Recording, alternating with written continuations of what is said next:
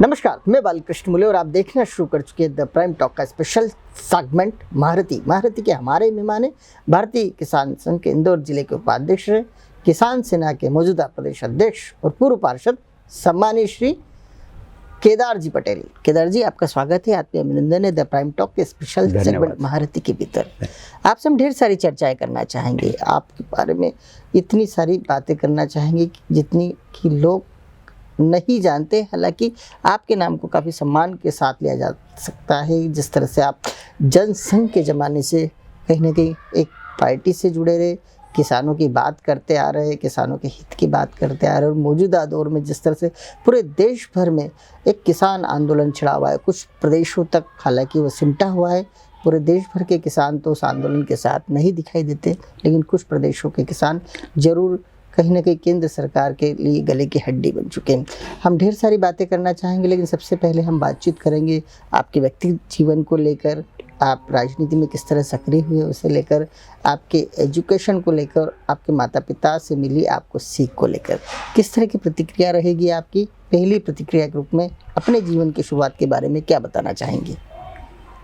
वैसे क्या है कि मैं बचपन में देखा करते थे कि जो पुलिस विभाग का जो रोब है जी, उसके हिसाब से पिताजी ने एक बार मेरे से पूछा कि पढ़ के क्या बनना चाहते हो। क्या बात है। तो मैंने उनको बताया कि मैं पुलिस विभाग में पुलिस अधिकारी बनना चाहता हूँ। क्या बात। तो उनने मेरे को मजाक में बोला कि पुलिस विभाग में अधिकारी बनोगे तो नेताओं को सैल्यूट करना पड़ेगा। बिल्कुल। तो तुम नेता बनो जी, तो पुलिस तुमको सैल्यूट करेगी जी।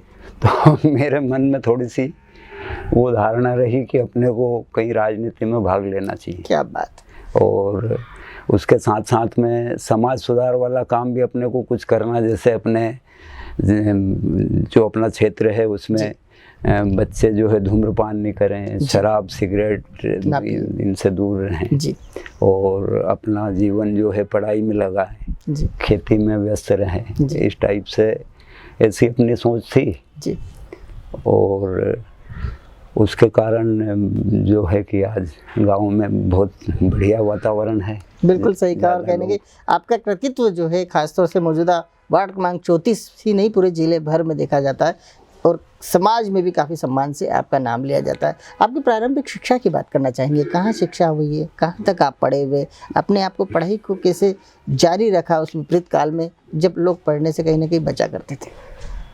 हमारे गांव में उस समय तो प्राइवेट विद्यालय थे नहीं और शासकीय विद्यालय हमारे गांव निरंजनपुर में था, प्राथमिक विद्यालय जी। उसमें 5वीं तक पढ़ाई करने के बाद में जी। जब 6ठी तक स्कूल था नहीं, या 6ठी के लिए हमको नंदा नगर यहाँ से हम 7 किलोमीटर पैदल चल के 6ठी से 8वीं तक पढ़ने गए जी। उसके बाद 9वीं से 11वीं भी फिर नंदा नगर में ही गए जी। और 11वीं के बाद में फिर 11वीं पास करने के बाद में क्रिश्चियन कॉलेज में बीए फर्स्ट ईयर में एडमिशन लिया जी।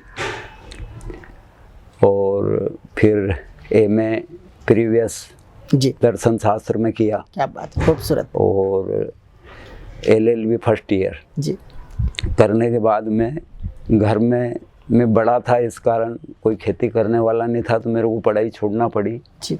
और फिर खेती में मैं लग गया। सही बात। और खेती के साथ साथ कहीं ना कहीं आप जंग संघ से भी जुड़ गए।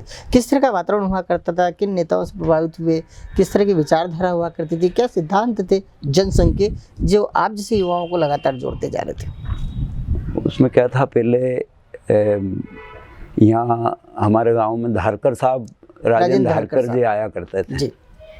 और वो ऐसे ही छोटी छोटी किसानों को बैठ के 10-10, 5-5 किसानों को बैठ के चर्चा किया करते। क्या बात है, चौपाल पे चर्चा। तो हम छोटे थे, हम जी 12-13 साल के जी। हम भी उनकी बातें सुना करते थे और उनकी बातों से प्रभावित होकर क्या बात है हम जनसंघ से जुड़े जी। आप एक बार चुनाव भी लड़े, किस तरह का चुनाव हुआ आपका? आप कहीं ना कहीं पार्टी का टिकट चाहते थे, पार्टी का टिकट नहीं मिला तो आपके समर्थकों ने नहीं, चुनाव तो आपको लड़ना है क्योंकि आपकी जीत पक्की थी। किस तरह आप चुनाव लड़े और किस तरह जीते? कितने कैंडिडेट उस दौर में आपके साथ साथ चुनाव लड़े थे और आपकी विजय किस मूल मंत्र के चलते हो पाई? 1999 में जी पार्टी ने मेरे को टिकट दिया, जी भारतीय जनता पार्टी जी। ने, और टिकट देने के बाद में मेरा टिकट काट के और किसी को दे दिया। अच्छा तो अपने कार्यकर्ताओं ने सबने मिल के मेरे को बोला कि चुनाव तो अपने को लड़ना है, जी और मेरे को ले गए और फॉर्म भरवा दिया। जी इसमें हमारे घनश्याम दास चौधरी, उनका बहुत बड़ा योगदान रहा, क्या बात है। उनकी बहुत मेहनत रही, जी और उन्होंने निर्दलीय मेरे को जिता के लाए, क्या और बात। बाकी सब कार्यकर्ताओं का और क्षेत्र की जनता का तो सहयोग उसमें रहा, तभी जीत पाए बिल्कुल और पार्षद बने उस समय। बिल्कुल। किस तरह के विकास कार्य किए, क्योंकि उस दौर ऐसा दौर होता था जब इंदौर नगर निगम का बजट बहुत कम होता था, शहरी क्षेत्रों में तो बहुत काम होते थे, चूँकि आपका वार्ड जो था ग्रामीण परिवेश से बिल्कुल रचा बसा था, बाकी उतना काम कर पाते थे जिस तरह से आज के दौर के कॉरपोरेटर काम कर पाते। उस समय तो अगर मान लो आपने कोई 5 लाख की सड़क मंजूर करवा ली, तो ये समझो कि आज के समय में 5 करोड़ की सड़क मंजूर करवा ली, उसके जैसा काम होता था। बिल्कुल सही कहा। फिर भी हमने पूरे वार्ड को एक प्रायोरिटी के तौर पे हमने लिया कि वार्ड के अंदर पानी की कमी है जी, तो पानी की कमी को दूर कैसे किया जाए, उस पर फोकस करके पानी की जो समस्या थी हमने वार्ड से बिल्कुल ठीक कराई जी। दूसरी जो वार्ड की बड़ी बड़ी समस्याएं थी जी जैसे पहले सामेर रोड पे जाने के लिए MR10 नहीं हुआ करता, बिल्कुल सही कहा, तो वो खातीपुरा में होते हुए जाना पड़ता था ITI के वहाँ से। बिल्कुल सही कहा। तो वहाँ एक नर्मदा की लाइन थी, उसके ऊपर से रोड थी, वो भी डामर की टूटी फूटी कच्ची रोड, रोज ट्रक पलटी खाया करते। बिल्कुल सही कहा आपने। फिर हमने विधायक जी को बोल के चर्चा करी कि साहब इसका कुछ न कुछ करो आप, ताकि नदी के उस पार भी जाए। पुल भी छोटा सा था, पानी भी आ जाता था, जब बाढ़ आती थी निकलना रुक जाता था, और ट्रैफिक जाम हुआ करता था, धूल का गुबार उड़ता था। तो हमने उनसे चर्चा करी। एक रोज़ मैंने देखा पेपर में कि 37 लाख का एक ये उद्योग विभाग का एक टेंडर निकला उसमें। मैंने विधायक जी से बात की, महापौर जी कैलाश जी थे, उनसे बात की। मैंने कहा भाई साहब इसमें वो 37 लाख का तो उधर से टेंडर निकला है, कुछ आप मिला के और ये रोड का जीर्णोद्धार हो जाए। क्या बात है। तो उन्होंने बोला ठीक है, अपन प्रस्ताव बनाते हैं इसका। इसके बीच में विधायक महेंद्र हार्डिया जी से मेरी बात हुई, तो उन्होंने बोला कि अपन ये इनसे CMD साहब से मिलते हैं। तो उनसे हम मिले, तो उनने हमको नगर निगम के नाम का एक 37 लाख का चेक बना के दे दिया कि ये रोड आप बनवा लीजिए। तो 37 लाख उनने दिए, बाकी कैलाश जी ने मिला के उस रोड को 1 करोड़ 5 लाख की रोड उस समय सैंक्शन करके उनने बनाई। वो हमको लगा कि हमारी बहुत बड़ी उपलब्धि उस समय। 3-3, 5-5 लाख की जो सड़कें हैं उनके लिए परेशान होते थे लोग, और वो 1 करोड़ 5 लाख की जो हमारी सड़क बनी उसमें हमको बहुत खुशी भी मिली और लोगों को भी बहुत राहत मिली। हाँ, एक बिग इश्यू था आपके इस कार्यकाल का, आपके पार्षद के कार्यकाल का। आप किसान नेता के रूप में भी खूब पहचाने जाते हैं। आप भारतीय किसान संघ से जुड़े रहे, फिर उससे अलग हो गए, किसान सेना के रूप में एक नया संगठन खड़ा कर दिया। आखिर क्यों? उसके पीछे एक कारण था। भारतीय किसान संघ का मैं कार्यकर्ता रहा, उपाध्यक्ष रहा जिले का। इसके बावजूद कुछ बातें ऐसी रही, जैसे अंग्रेजों के ज़माने से किसान परेशान थे भू अर्जन अधिनियम के मामले में। भू अर्जन अधिनियम अंग्रेजों के ज़माने में 1894 का बना हुआ, जो आज तक चलता था। उसके बाद 1913 में सभी दलों ने मिला के कि किसान कोर्ट में नहीं जाए, सरकार का भी कोई प्रोजेक्ट है उसमें भी ज़्यादा पैसा नहीं लगे, इसके लिए इन्होंने मिलके एक समिति बनाई, भू अर्जन अधिनियम समिति, और उसके अध्यक्ष थी माननीय सुमित्रा जी ताई।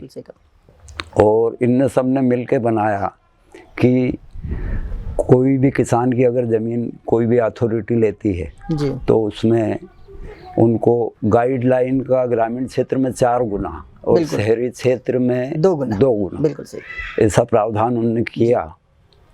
करने के बाद किसान भी संतुष्ट हुए जी। राजनीतिक दल भी संतुष्ट हुए और शासन को भी उसमें लाभ रहा। जी। अब ये सब होने के बाद में 2016 में जी माननीय मुख्यमंत्री शिवराज सिंह जी चौहान साहब ने जी नगर तथा ग्राम निवेश अधिनियम में एक संशोधन किया। जी। उस संशोधन में उनने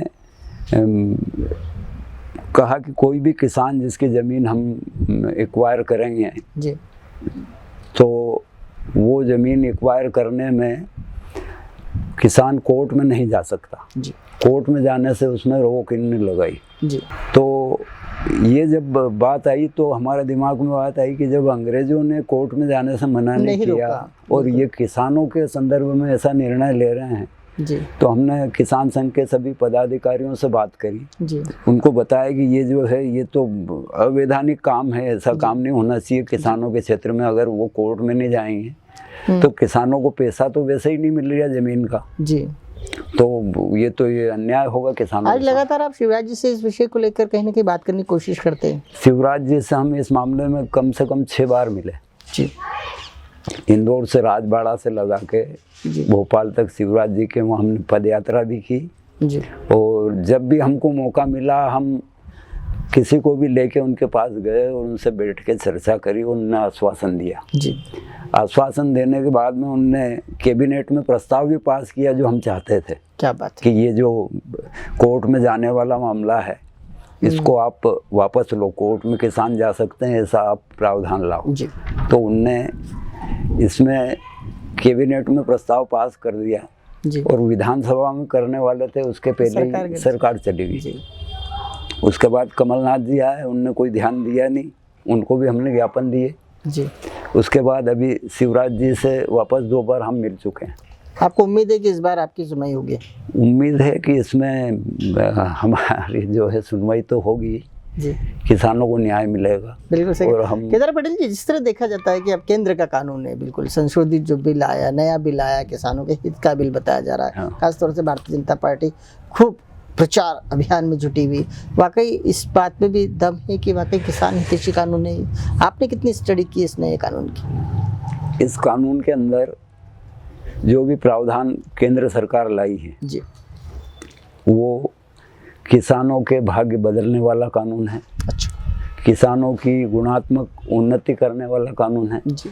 इसके अलावा इसमें ऐसे प्रावधान हैं कि जिससे किसान माला माल हो सकता है। क्या बात है। अभी देश आज़ाद हुआ तब से जो किसान जो मांग करते आए थे जी, वो सब मांगों का समावेश इस कानून के अंदर। अच्छा। इसमें जैसे पिछली बार सब बता रहे थे कि किसान जो है आत्महत्या कर रहे हैं जी, तो इसमें सरकार क्या कर रही है? अब जब सरकार कुछ करना चाहती है जी, तो कुछ लोग जो किसानों को ढाल बना के और इस कानून को पास होना नहीं देना चाहते जी। वो चाहते हैं कि ये कानून पास नहीं हो और किसान ऐसे ही बदहाली में रहे जी, और अपन राजनीतिक रोटियां सेकते रहें जी। तो एक तरफ किसानों की आत्महत्या हो रही थी, वो रोकने वाला कानून भी है जी। इसमें क्या था, पहले पूरे देश के अंदर मंडियों, क्या फायदे वैसे इस नए कानून में, विधेयक में? नए विधेयक में सबसे पहला तो ये है कि मंडियां जो चल रही है वो मंडियां तो चलेगी बिल्कुल। उसके अलावा प्राइवेट सेक्टर में भी जो आपके व्यापारी खरीदने आएंगे जी, तो उससे कंपटीशन बढ़ेगा और जब खरीदार ज़्यादा होंगे तो स्वभाव बढ़ेगा, भाव सरल होगा, व्यापार होगा, किसान भी व्यापार कर पाएंगे अच्छे से, बड़े व्यापारी उन तक कांटेक्ट में आ पाएंगे, ऐसा कुछ है वही। और दूसरा उसमें रहेगा कि जैसे मान लो कॉन्ट्रैक्ट फार्मिंग वाला मामला, अनुबंध खेती जी। अब अनुबंध खेती में क्या रहेगा कि अगर आज मेरे को गेहूं में बचत हो रही है जी, और मैंने कांटेक्ट कर लिया किसी से कि 2100 रुपये कुंटल में मैं गेहूं आपको बेचूंगा, 500 कुंटल गेहूं दूंगा, तो मेरे को गेहूं ज़्यादा उत्पादन कैसे करना उस पर मेरा फोकस रहेगा और मेरे को कितना बचेगा उसमें पहले से मेरे को मालूम रहेगा कितनी उसमें लागत लगेगी जी। तो उसमें किसान फायदे में रहेगा। फिर अगर मेरे को लगा कि आलू में मेरे को बचत हो रही है और आलू मेरे 21 रुपये किलो बिक रहे हैं जी, तो मैं आलू बोऊंगा। लहसुन में अगर मेरे को बचत है और मेरा कांटेक्ट लहसुन में अच्छे भाव में हुआ तो मैं लहसुन बोऊंगा। फिर किसानों को ऐसे परेशान नहीं होना पड़ेगा कि मेरा जो प्याज है 2 रुपए किलो बिका, कभी कभी प्याज 100 रुपए किलो बिकता है, कभी 2 रुपए किलो बिकता है। तो 2 रुपए बिकता है जब किसान परेशान, और 100 रुपए किलो बिकता है जब उपभोक्ता परेशान। तो ये बीच का ऐसा रास्ता निकलेगा जिससे किसान भी परेशान नहीं होगा और उपभोक्ताओं को भी इसका फायदा मिलेगा। आप तो भारतीय जनता पार्टी से आज भी जुड़े हुए हैं, जनसंघ के जमाने के नेता कार्यकर्ता कहलाते हैं, पार्टी के वरिष्ठ नेता। केंद्र की सरकार क्यों नहीं पूरे देश भर को समग्रता के साथ में इस नए कानून को लेकर सब कुछ बता पाई, उसके किसानों के हित बता पाई, उसके सकारात्मक जो उसका जो पहलू है नए कानून का, वो क्यों नहीं बता पा रही है? आज लगातार भारतीय जनता पार्टी को कार्यक्रम करना पड़ रहा है, संभागीय सम्मेलन आयोजित करना पड़ रहा है, क्या कारण है? उसका कारण है न, पहले जब ये बिल पास किया था उस समय बातें तो बताई थी, और इनको भी इतना अंदाज नहीं था कि लोग इस तरह से जो है पीछे खड़े होके इसका विरोध करेंगे। जो विरोध नहीं होना था वो विरोध उन लोगों ने और आग भड़का के किया जी। उसके कारण ये ज़्यादा इसका माहौल बना जी। पर पूरे देश में इसका कोई ऐसा विरोध नहीं हो रहा है। 2-1 राज्य को आप छोड़ दो तो बाकी दूसरे राज्यों में बिल्कुल शांति है और किसान इसका समर्थन कर रहे हैं, इसका स्वागत कर रहे हैं। चलिए केदार जी, आपने हमसे चर्चा की, एक महारथी बतौर चर्चा की, क्योंकि आप वो पुराने लीडरों में शुमार होते जिन्होंने न केवल पार्टी संगठन के लिए काम किया है बल्कि किसान के हितों की लड़ाई भी लड़ी है। लगातार उन मुद्दों को, उन बिंदुओं को सरकार के नॉलेज में डाला है जो कहीं ना कहीं किसान का अहित करते हो, भले वो बात फिर आपकी खुद की पार्टी से क्यों न जुड़ी रही हो। आपने हमसे चर्चा की, एक महारथी के बतौर चर्चा की। आपका बहुत बहुत हृदय से धन्यवाद। नमस्कार। धन्यवाद, नमस्कार।